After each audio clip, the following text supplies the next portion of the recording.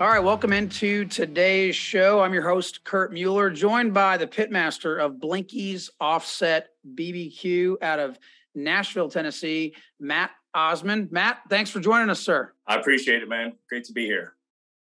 So Matt and I had we were fortunate enough to connect actually a few weeks ago at the Atlanta Barbecue Store Classic in Cumming, Georgia.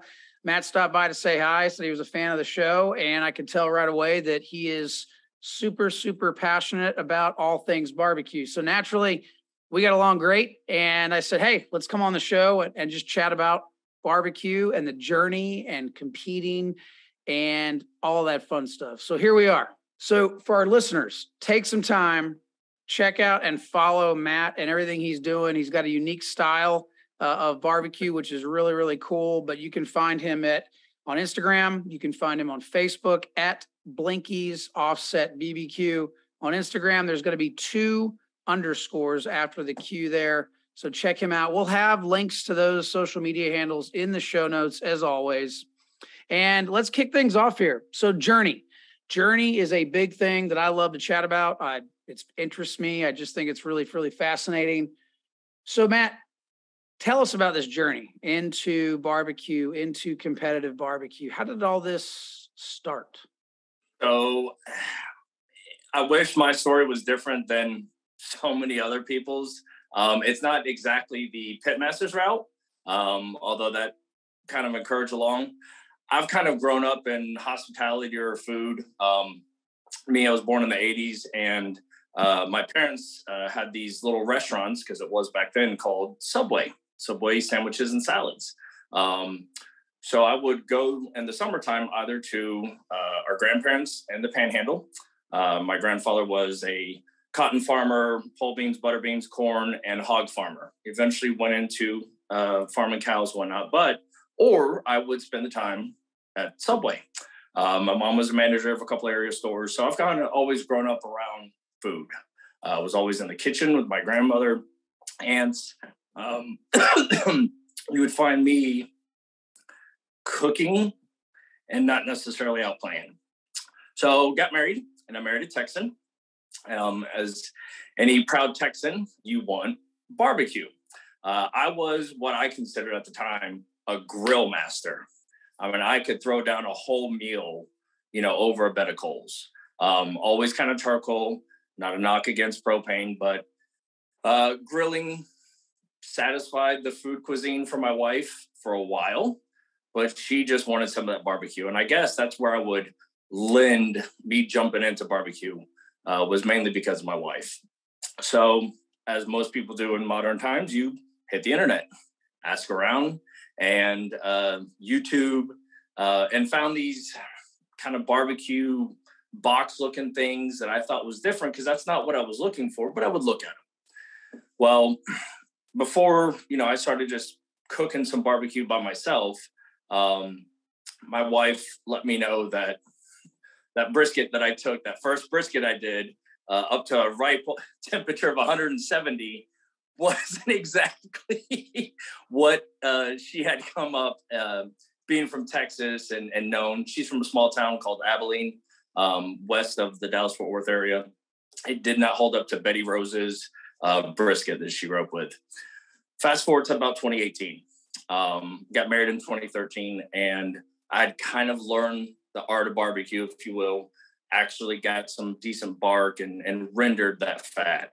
A buddy of mine who had this construction company was touted with heading up the company-wide barbecue competition, which was actually at Nissan Stadium, or actually back then LP Field. And it was barbecue and red shoes. It was the 10th anniversary. So it was kind of backyard. It wasn't sanctioned. It was a lot of contractor type events, and it still goes on. He tagged me and says, hey, I know how to cook, but you cook better barbecues than I do. I've had your stuff. He says, will you help us do this competition? So like most, back to the internet I went. Started looking at turn-in boxes and what you do for chicken and pork and all the things. Managed to get a great spot. Our setup spot was right next to turn-ins, and that came in very handy for chicken. But that was my first competition. And as the story goes with so many now pit masters, We ended up in that competition first in chicken, second place in ribs, and got third overall. So as they say, the hook was set. When did you start with the sanctioned KCBS type events? You said so the hook was set, it sounds like in 2018, right? Ish. When did you start really ramping it up and saying, okay, we can start, competing on a bigger stage? So it wasn't until probably I'd say sometime in 2019. It was the next year. The next competition I did after that was still a backyard. It was Porkin in the Park over here in I guess it was Fairview or Burns, Tennessee, which is a little bit west of where I'm at. Again, small, 15, 20 team, non-sanctioned. But that's where the hook was cemented for me to jump from this non-sanctioned kind of putting around type thing into KCBS, because we ended up getting grand champion at that, albeit just handful of teams, but your second, first of all, you get a call, your first 2 calls and a first place in your first. And then your second one, you win the whole thing. I was on cloud 9. Right. And that's, at that point, I really understood what a sanctioning body was, looked at the different ones. Tennessee doesn't necessarily have, like Georgia does, or some of the other, Carolinas. They have the Tennessee Barbecue Association, but they're not a sanctioning kind of body, or at least not anything that I've seen. If it is, I'd love to compete in them because I now live in. But my first KCBS was Smoking on the Shores, which is kind of the only Nashville type or current KCBS competition. Hit about 60 hours that week, rolled over there with my Oklahoma Joe cabinet offset, my charbroil, thin store-bought one. And I got to chicken, got everything, and turned in 4 pieces of meat for chicken. Yeah, that's tough. Tough lesson to learn. Got ribs, pork, and brisket done. Had 6 in the box that time. And of course, one of the reps come over there and says, "Hey, man, I just gotta let you know, your box only had 4." And I had listened to enough and seen enough to take a photo with your phone, the box, because that's what a lot of people say is before you turn it in, if you can, take a photo, look at it on your phone, because you will see some things different right inside that, styrofoam box. So I did that and I was like, no way, man, I put 6. Absolutely. Sure enough, I had 4 pieces in there. Wow. So tough gate for my first KCBS. Barbecue bus, those guys won it, as they do many competitions. But I have a great time at every event. I just do. It's about the family. It's about the camaraderie. It's about being competitive. It's about putting ourselves through what we feel is our best cook on that day, whatever the conditions are. And as anybody who's competed a few times, you got to hit the right tables. You can go back and look and see how you scored. And, the rule of thumb is just win your table. If you can win your table, you stand a chance. That's exactly right. I think it's from a competition standpoint, sometimes it's just easier to break it down and simplify things, because you're exactly right. You really can't control a whole lot anyway. So sometimes you do have to have a little bit of luck. I mean, that's just the way it is. Now tell me about the name, right? The name, I love the name because it is unique. Blinky is offset. Where did the name come from? Let's chat about that. All right. So the name is a Blinky, at least, is a nickname of mine. A couple friends gave it to me. So I have if you've met me in person or seen me on anything longer than like a 30-second video, I have a tick. I blink a lot. I don't know what it is. I've been to the optometrist. I've been to this. The best way I can explain it is my father also kind of has the same tick. He blinks very often as well. And so I guess it's hereditary, and I picked it up from him. If people have met me, I have this some have said larger than life personality. And I don't know whether that came from overcompensating for that, because I can tell when I meet somebody and they see it in my eyes. It's about 30 seconds in and they kind of tilt their head and they're like, what's he doing? What's going on? Yeah. It seemed right for the barbecue name to go there. And then offset for obvious reasons. I'm an offset guy. I cook on a 48 Deluxe, a Lang. It's mounted on the back of the trailer. That's kind of my first real pit, if you will. I burned up, charbroils and an Oklahoma Joe, just cooking in the backyard as much as I could, cutting my teeth, if you will. And I needed a big wood pit, if you will. So I'm an offset guy. I don't have anything against all the other style cookers. They serve a purpose, but you kind of land somewhere within your barbecue journey, and people might change, but I've landed on offset. So Blinky's offset was born. I love that. And Lang, as we all know, is one of the biggest names in the offset world. And they make a great smoker, no matter if you have the 48 or the 108. I mean, it's Ben gets a lot of knocks for not having an insulated box. I and other Lang owners wish he would create one with an insulated box. I've told everybody, if a Lang had an insulated box, in my opinion, you would never have a better offset smoker, period. That baffle plate all the way across, in my opinion, because it's a reverse flow. This offset, specifically Langs, have somewhat of the same effect as drum or can guys, because that's why everybody likes the drums and cans, is it drips over the coals, right? Which isn't always true with diffuser plates and things like that. But nonetheless, it does really give you that sizzle. On a Lang, it's got a 1/4 inch piece of steel going across the bottom, and that fat dripping down on there, not the exact same effect, but pretty darn close, right, with an op. So, but I'm definitely a Lang believer.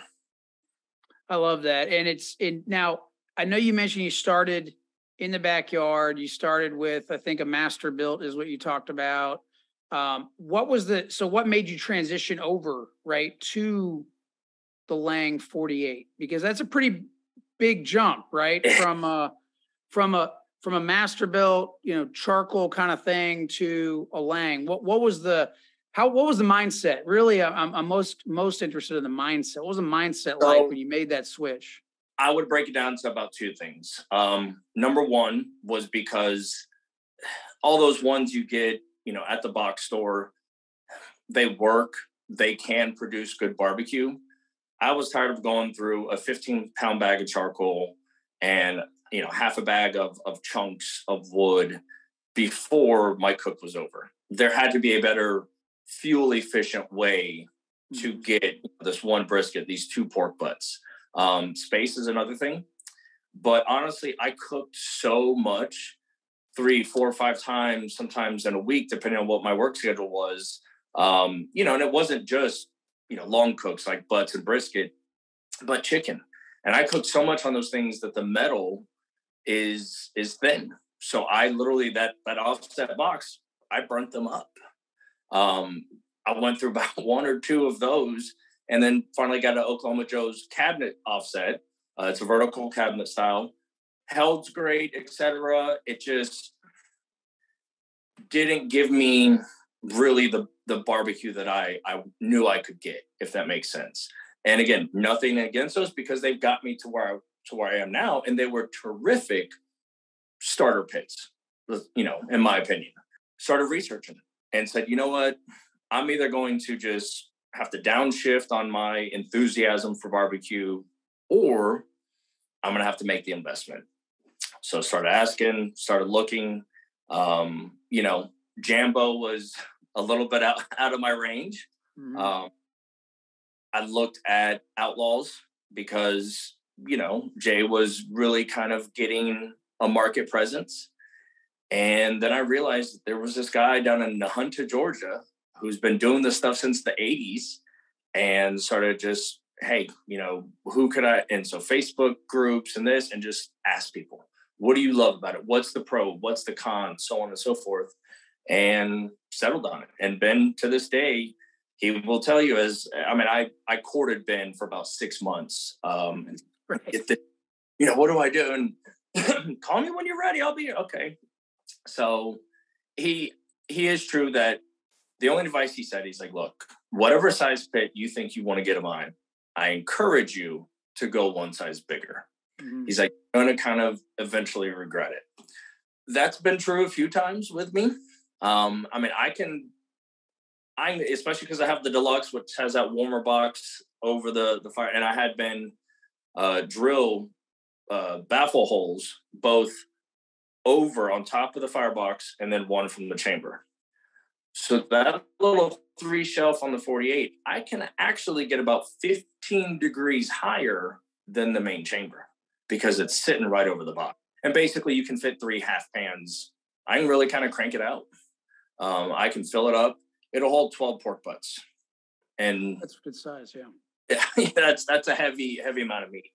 But it was just that. It was the fact of wanting to make the jump, get serious about barbecue, mm-hmm. and use your equipment. The right tool for the right job makes all the difference. What's your favorite meat to cook? Doesn't necessarily have to be competition, right? Just what's your favorite one? Across the board, favorite meat. It's going to be almost even with steak, just a nice cut, ribeye, sirloin, but a steak or salmon fillets. I love cooking salmon. You can, put it in the oven, you can broil it, you can pan sear, you can grill, you can smoke. But salmon is just, when it's done right and it's flaky, it's awesome, but I would say almost equal. Steak and salmon is my absolute favorite. Sure. Just to cook. I'm a hybrid as far as my heritage. So on my dad's side, I've got Lebanese and Syrian descent. And then on my mom's side, I have American Indian descent. And so you've got a lot of down-home cooking, fresh made biscuits, that type stuff. And then on my dad's side, you have these Mediterranean type dishes. And so growing up for holidays and stuff, it was a lot of lamb. It was a lot of tabbouleh, a lot of kidbeh, a lot of these dishes that were just stuff that I grew up in. I love making those dishes because everything's handmade. And I mean, like, you're taking grain and wheat and you're hand pressing it and getting all the water out. It's very labor intensive, but they're just whatever your dish is, right? Everybody has those meals that just hits you. And those are some of mine. So I also love doing those. Speaking of family dishes, did you try the pickles? We did. Phenomenal. Okay. And to give some context for our listeners, so during the competition in Cumming, Matt was kind enough to give us a jar of pickles that I can only describe as, so they have a pinkish, I would say reddish pink in color, have a really good crisp to them, but they actually weren't as, for lack of a better term, they weren't as pickly as I thought they would be. Yeah. So those are Ruthie's cinnamon pickles. Ruthie, my grandmother, my mom's mom. Again, it's something I grew up with. When we would go to Definiak Springs and be there on the farm, my grandmother would have 2 rows in their storeroom canning area, and those were ours for the summer. We would fly through about 2 jars on that first night. Another name that people know them by is Christmas pickles. My grandmother's recipe tweaks just a little bit different than stuff you can find on the internet, but it is the garnish to all my barbecue plates for the trailer. So I thought about what can I do? And that's the other thing. I like bringing aspects of what I grew up in, what I like. And if it resonates with other people, boom, if there's traction, it's a home run from there. So, and John actually, he bought 5 jars for me. That's awesome. So, but I love going to comp, sharing them around. Robert and Lex, they absolutely love them. I bring them a couple jars anytime I go, and I know that they're going to be there. And I give the recipe out. I sampled it at Memphis when I did that. People went nuts. They emailed, "Oh, well, you said you'd give us that recipe. Can you send it to me in this?" And so I'm just happy that something that's part of my family, other people can enjoy. So more of those, if you just want to, you say the word. I love it. I love it. And you've talked about family a lot. And I think it's important we camp out on that a little bit, because barbecue and family go hand in hand, in my opinion. And I think it's one really neat thing about the competition community, really just the barbecue community as a whole, not necessarily just competitions. And I know, at least I think I remember our conversation, you've got some kids of your own, right? And I'm really big and passionate about passing that the art of barbecue, if you will, down to my boys so that they have something they can take with them going forward. I'm just curious from your standpoint, what really a two-part question, right? So one, what does family mean to you, right, as it relates to barbecue? And secondly, as a follow-up, like what gets you motivated to get your kids involved in these types of things? So to answer the first part, what does family mean as far as barbecue? It means everything. What is barbecue? It's food. Who are you going to enjoy this food with? Your family. Right. So you're cooking this style dish to enjoy a meal with those who you love. And there's not just your family. There's also chosen family. We all have those who are in a circle who we've brought into our blood family, if you will. But it's everything, because everybody's got to eat. I've been in hospitality for over 18 years now, and people kind of can't wrap their head as to why I love restaurants and hospitality and the service industry. And I just tell people, it's what I know. It's what comes easy and natural to me. People in different professions and other things, I would never want to be a surgeon or, deal with somebody's finances and stuff. Worst thing I got to do is, if you got a peanut allergy, make sure I'm, not going to get somebody sick, because you can't kill somebody. It is very dangerous, but recook somebody's steak or redo somebody's eggs. Okay. That's easy to me, and the second part, barbecue within generations. You have first, second, third of pitmasters and people who this is kind of their family mantra. So I bring my son out to as many competitions as time, travel, and school schedule will permit. We've allowed him to miss some Fridays, so he can go to the competition. So of course that's a treat for him. But he's my barbecue bud. He's my junior pitmaster. He's somebody who, bless his heart, I think the phrase that we say about kids is they have big emotions or big feelings.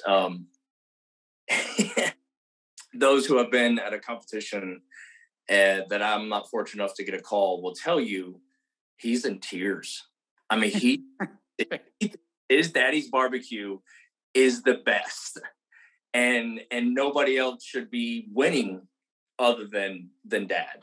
I appreciate that from him, but he also helps me out, and it's something that my wife has really allowed me to kind of run with, because let's be honest, for everybody who's married or in a relationship with somebody, these competitions, they're not easy.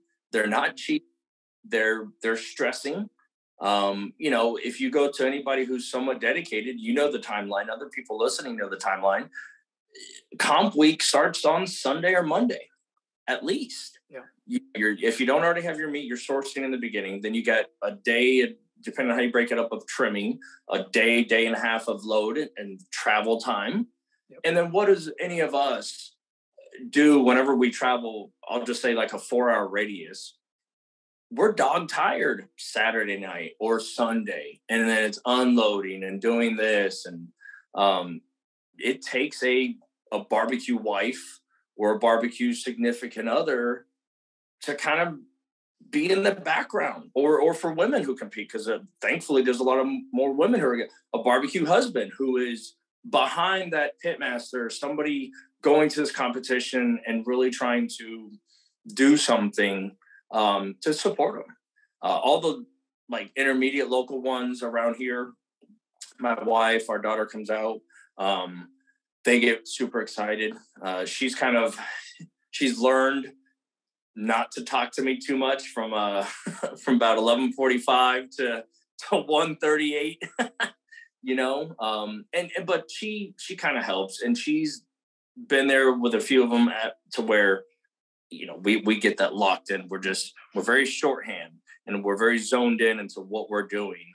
And she likes to see me happy. She likes that now this, for our son, it's an official thing, right? It's a father-son bonding moment, whether it's baseball cards or golf or whatever things in different walks of lives that relationship is. For us, it happens to be barbecue competitions. He helps me cook here. I post sometimes about teach them young, because that's where you can make the biggest impact. You can make the most amount of memories, and you can really begin to shape the direction of a family dynamic and a relationship that, you were a little boy, so was I. And we have some core memories that we build upon. So it's part of why I do it. It's part of why I love it. I love that. You're exactly right. You make those memories that they're going to carry with them for the rest of their lives. And hopefully, at some point when they have kids, that they'll, follow in similar footsteps. I love that. I mean, I enjoy it. And yes, we'll just say that my boys are probably not going to have perfect attendance at school. Just the way it is. It's okay. That's right. You can learn a lot sometimes outside of the classroom. Yes, absolutely. And, I know that your son at the Atlanta Barbecue Store comp, he competed in Kids Q. I really wanted my son. He's a terrible loser. And that's something that I'm trying to show him. Now, I'm obviously not intentionally losing in the 4 categories. Right. But I'm growing that as well. And the times that I've gotten no calls, they're really long drives because he's just so upset. He's 7 years old. He just wants to win and wants us to get up on stage. If you saw the post, or I'm sure that you and everybody else heard, but we managed to get a 9th place pork call. So we're sitting there, and of course they called backyard and pro. So we go through chicken and we go through ribs. And I showed you my pork box, what happened with my thumb grinder. Like, I just knew there was no way I was going to get a pork call. And sure enough, John calls 9th place, Blinky's Offset Barbecue. And I got up and I hollered. And I just scooped him up in my arms. I was like, "What'd I tell you, Bubba? What'd I tell you?" That's awesome. The grin on his face was worth every penny of it. Every amount of anything, just to see him in his mind, like, understand, okay, we did this and we prepared and here's this short moment of accolade for the hard work. He plays sports, he plays baseball, he plays football. It's the same aspect. It's the same dedication. Us as parents or anybody who's mentoring somebody younger, we're trying to instill on a younger person what we know, how to use it, and when to use it, and why. The why is also very important. Why be patient? Why be humble? Why plan as much as you do? And why you should accept the loss. That's exactly right. Yeah, the why is extremely, extremely important. Couldn't have said that better myself. And again, you talked about it, making those memories, like that's something that he'll carry with him the rest of his life. And that's something that, you'll have that special bond with him, which I think is really, really cool. So again, for our listeners, we're chatting with Matt Osman. He's the pitmaster of Blinky's Offset Barbecue. They're based out of the Nashville, Tennessee area. Make sure you check them out on Facebook and Instagram. Again, they're at Blinky's Offset BBQ on Instagram. It's got 2 underscores after the Q. All right, final question, Matt, as we wind down. The barbecue community is going through a lot of changes right now, specifically the competition community, right? It's no secret that, the number of events are down, the number of teams competing are down. Obviously, we know, going back 2.5 years ago, we know that the pandemic absolutely impacted that.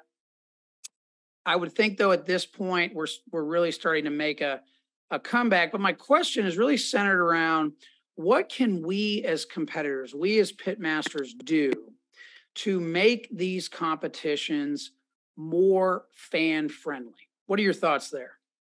So I've heard you and some others talk about this because it is staring us all in the face, right?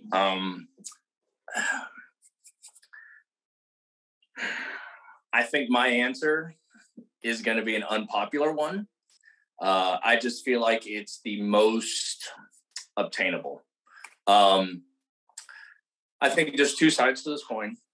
There's the responsibility of growing competitions, the event for promoters, let's be honest, the financial side of it. And I think that there's the commitment and participation of teams.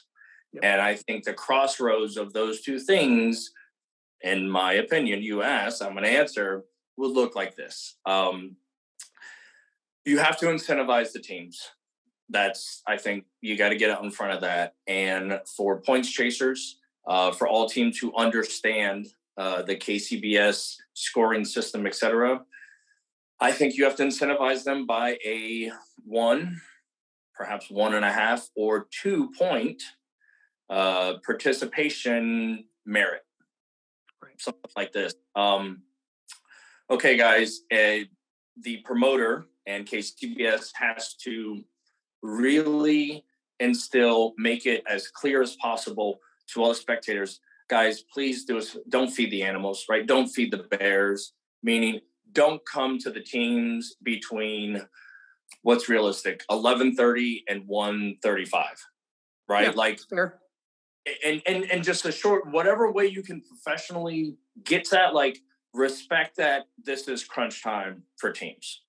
I think you have to do some sort of people's choice or people engagement. Yes. And you do that post brisket turn-in. And you change the rules and you tell teams, hey, we're sorry, we understand, but for the longevity of what we're doing and why we're here, you cannot break down. You cannot shut down camp. I mean, okay, you can start, letting your coals burn off in your pit, things like that, but you can't start breaking down until 3 o'clock. Yep. You have to give that 1:35 to about 3 interaction, have a beer, let them sample the food, whatever it is. And here's the thing, you have to incentivize the teams by giving teams 1 point, 1.5, 2 points towards their total score for the day. Because as we well know, anybody who's been in competitive barbecue, it's fractions of a point. The way I also, because I've thought about this a little bit, a green, piece of paper or red piece of paper or something of that, where a team at meat inspection says, I will not break down till 3 o'clock. I will remain engaged and I'll let teams come to me during that time because I want that advantage. Because I tell you what, some teams, they'll get a red sheet of paper and it'll be on their cook site. And that's a way for patrons to know this one guy, this one team doesn't want us to come over there. They want to shut it down at 1:35 and hit the road right after awards, etc. Mm-hmm. Somewhere in that analogy or that kind of example could be a way to get the people influenced, get that connection with them. Other thing I thought about was, having some sort of raffle for the public at awards. How many people would stick around throughout that time for this raffle, 50-50 draw, whatever it is? They have to sit through some of awards, but it literally gets the public and the teams at the same place at the same time. we all like to celebrate in somebody else's success, in my opinion. So some of the public was there to see the team who they tasted their, brisket or their chicken or whatever it is. And then they hear that team that they got a call or a seventh play, whatever it is. Maybe that instills them in like, wow, that's really great. Congratulations for these people. Oh, I tried their food. Oh, it was absolutely, they should have gotten first, whatever it is. Mm-hmm. Somewhere like that, I think would re-engage the public because as it's well known, it's tough shuffling through a crowd with a box, at the Jack and the Royal and all these other events. Teams have people in front saying, watch out with a whistle or something, back up. And then one person carrying the box because it's that important. Because there's so much that goes into being here, being this, and these pieces of meat for 6 strangers in a parking lot that they want to protect it, somewhere in there. I love it. That is a very outside the box, unique perspective. And I agree that it something has to be done to ensure the longevity of the sport, and something has to be done to really provide value to an event promoter. Otherwise, there's really no reason why that event promoter or organizer would want to have a sanctioned barbecue competition. If we're not bringing value to them, then it's really a one-sided deal. So I thought you made some great points, and I think it's a powerful, powerful way to wind down the show. And again, we're chatting with Matt Osman. He's the pitmaster of Blinky's Offset Barbecue. Matt, enjoyed the conversation, sir. Glad we had a chance to connect, and hope to see you at some point at the next competition. Thank you, man. I'll be at Sip and Swine coming up. And then after that, I'll be at Smoke on the Shores here in Lebanon, Tennessee.